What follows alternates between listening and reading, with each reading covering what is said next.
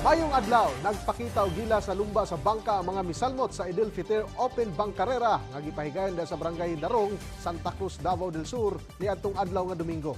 Usa sa ginatangan ang Open Formula Division sanglit dinhi masukod ang kakuyaw sa pagbuo og usa ka panglumba nga bangka nga dunay mga gagmay nga kaha nga gibutangan og dagkong makina.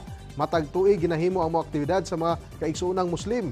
Kinadayo usab kini sa mga mananaway ug ginapahigayon matag matapos ang Ramadan. Aduna say may saksi gikan sa nagkanang lugar dinhi sa Mindanao na himong malampuson among padula nga inabagan sa suporta sa LGU Santa Cruz, Barangay Council sa Darong, Philippine Coast Guard ug non-government organization group. Mao ni ang mga banggiitan nga mga bangkarera nato diri sa diri sa Davao Gulf ug Mindanao.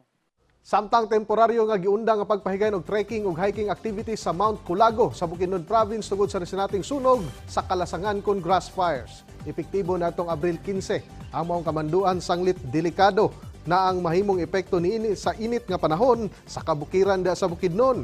Kita usab ang dakong pahak sa mong bukid sa sikat nga communal ranch sa Impasugong sa Bukidnon. Hinuon nagpadayon ang trekking ug hiking activities dinhi sa ikaduhang semana sa Mayo ning tuiga sanglit gibutyag usab sa pag-asa nga nagkahinay na ang epekto sa El Nino dinhi sa nasod. Og mao kadtong mga nag-unang mga balita gikan dinhi sa PTV Davao, ako si Julius Pakot para sa Pambansang TV sa Bagong Pilipinas.